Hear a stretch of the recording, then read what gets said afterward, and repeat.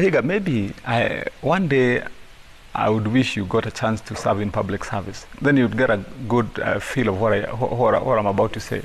Because, you know, there are systems in public... Dunstan will do a better job than me. There are systems in public service, Wahiga, that makes it almost normal for people to misappropriate funds. And what you're seeing here, and I think this had better be known to members of the public, really is nothing. The amounts of money... Give us an example. The amounts of money, and you know, I'm going there because you cited, for example, you know, the report by the Auditor General. The former Auditor General, yes. Yes, and if you ask me to give you, I would give you 1,000 examples, but let me just give you one. Yes.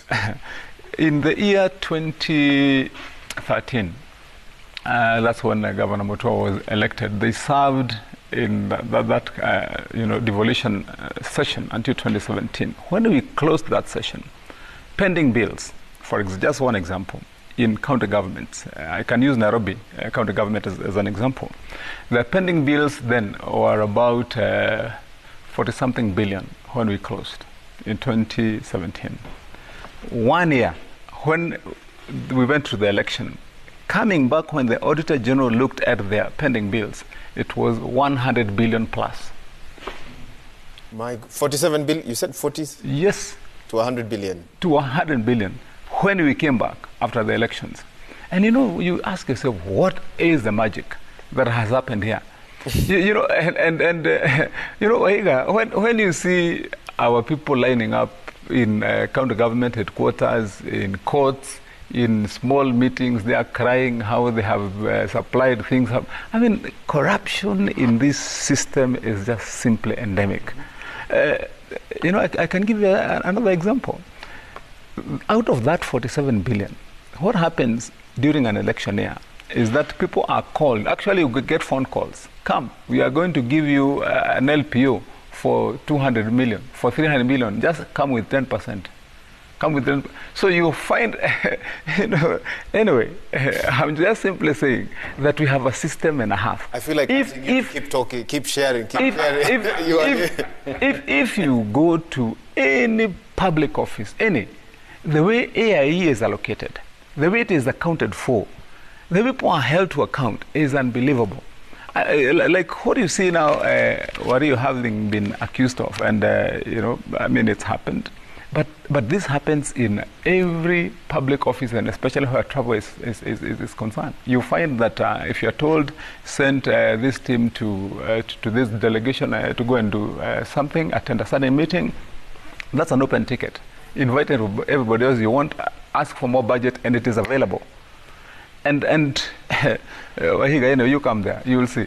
It is a big story. But let me just make my point so that I close it very quickly.